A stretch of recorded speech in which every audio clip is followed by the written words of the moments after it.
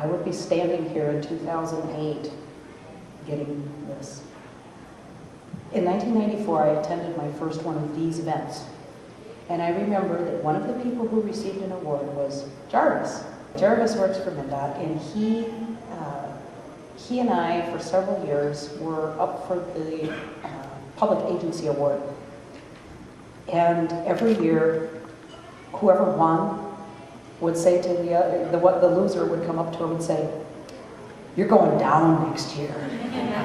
And so we kind of had this friendly rivalry for a while, but then it moved beyond that because then we became more, excuse me, kind of like senior advisors to other people. So I would call people a lot, and people would call me and ask me for advice and ideas and that.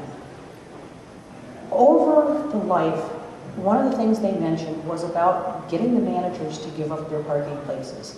And I don't know how many of you work in a company that still has a reserved parking place with the boss's name on it or with the boss's title on it or whatever.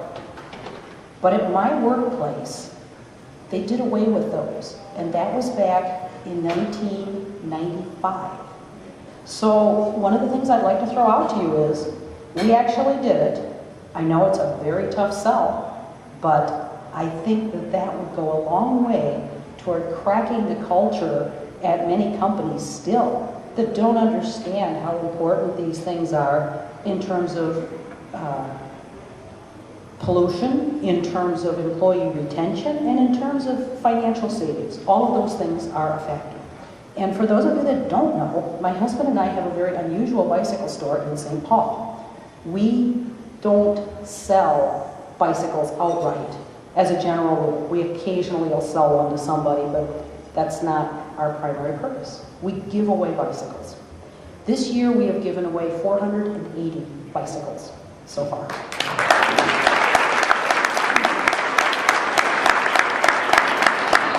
Many of the people who receive our bicycles are homeless. And they can come and get a bicycle from us, and I've got some relationships now with the people who run the shelters and the people at some of the different places.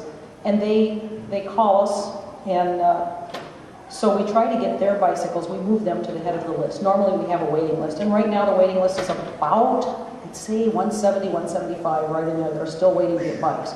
So how do we pay the bills? Because we're a business, we're not a nonprofit. We sell used parts, we sell used accessories, the occasional collector bike, or like when kids are looking for frames for single-speed conversions, all that kind of stuff. I look forward to seeing a lot of you come to our store, and I'm just like, wow, blown away by this. I was not expecting this. Thank you very much.